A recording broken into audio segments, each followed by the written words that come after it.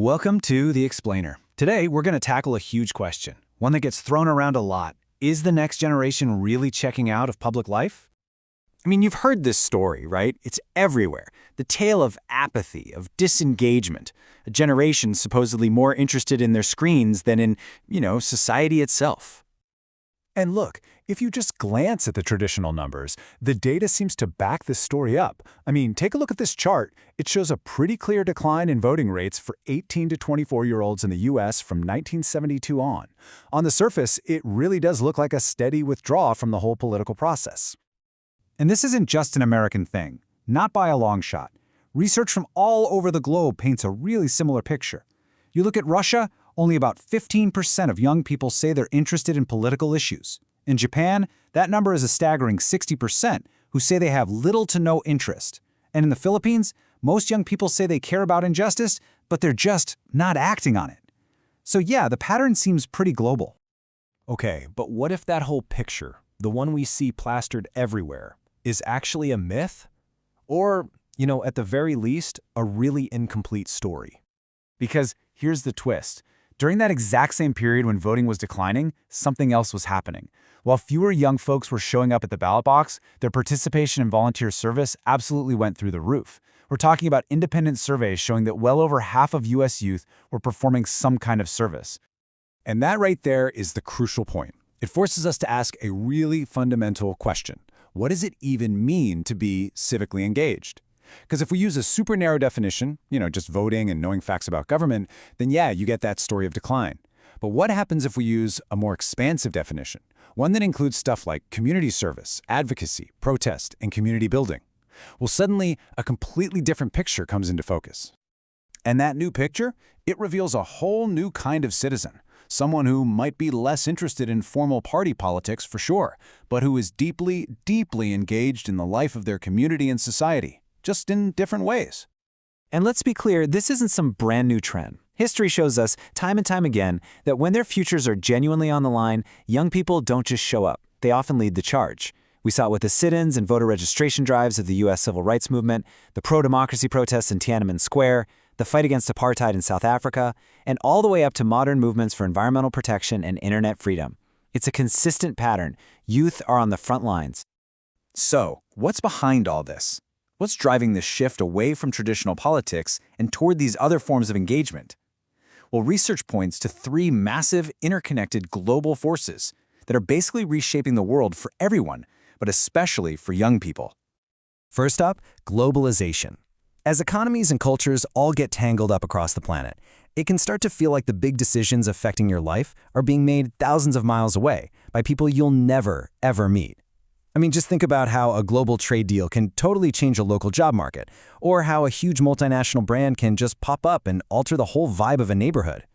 The second one, and this is a biggie, is technology. Of course, the information revolution has just fundamentally changed how we connect and how we organize. Movements like the Arab Spring or Black Lives Matter were able to mobilize millions of people globally, all powered by platforms that were literally unimaginable just a generation ago. It's creating entirely new forms of community and activism. And the third driver here is migration. People are moving across the globe more than ever, and that's bringing all sorts of diverse cultures, religions, and worldviews into contact in a way we've just never seen before. Now, this creates incredible vibrancy and opportunity, for sure, but it also presents some really complex challenges for how we all learn to live together and, practice democracy in societies that are more diverse than ever. Okay. So in this new world, this complex, rapidly changing world, how does a young person actually learn to be a citizen? Where do they pick up the skills and the identity they need to participate? Well, research points to three key places or arenas. It usually starts in the family, right, through those conversations around the dinner table that make the political world feel relevant. Then it gets shaped in school, and not just from textbooks, but from actually experiencing democratic practices firsthand. And for a lot of people, it all gets solidified through direct action, joining a cause, which can forge a civic identity that sticks with you for life. And this right here perfectly illustrates the core idea. Becoming a citizen, it's not some passive thing where adults just pour knowledge into kids' heads. No way. It's an active process of construction. It's about young people themselves taking everything they see and experience and putting it all together to make sense of their role in the world. This insight is absolutely crucial, because it means that if we really want to foster a new generation of engaged citizens, we can't just yell at them to go vote more. It doesn't work like that. Instead, we need a whole new blueprint for how our society can actively support them as they develop. All right, so let's get into that blueprint. Let's start with our schools, because they are really on the front lines of shaping our future citizens. So what does this actually look like in practice? For schools, it means getting way beyond the textbooks. Really effective civics education turns the school itself into a kind of laboratory for democracy, where students get to participate directly. It also means preparing them for a super diverse world by actively fostering tolerance. And, this is a big one, bridging that digital divide to make sure every single student has the tools they need to be a citizen in the 21st century. Okay, so moving beyond the classroom, what's the role of government in all this? How should public policy adapt to this new reality? You know, the biggest shift that's needed here is really one of mindset. Too often, governments look at young people through a problem lens. They focus on things like delinquency or risk. Instead, policy has to be built on an asset model, seeing young people as partners and future leaders. And that means creating real opportunities for them to participate in making decisions, not just symbolic ones. And it means investing equitably to make sure all young people have the support they need to thrive. And finally, let's be real. This responsibility doesn't just fall on schools and government.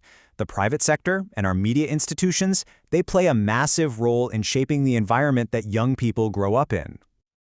Okay, so for the private sector, businesses need to step up and partner with schools, creating clear pathways to meaningful work. And the media? Well, they have a really profound duty to portray young people honestly and to move beyond those tired, negative caricatures we see all the time. And just as important, they have a role in helping to preserve the open, decentralized internet that's become such a key space for modern civic life. So, when you get right down to it, the ultimate question isn't whether young people are apathetic. The evidence pretty clearly suggests they're deeply engaged, just in new and evolving ways. The real question is whether our institutions, our schools, our governments, our media are ready to meet them where they are. Are we ready to give them the tools, the respect, and the opportunities they actually need to build the world they're about to inherit?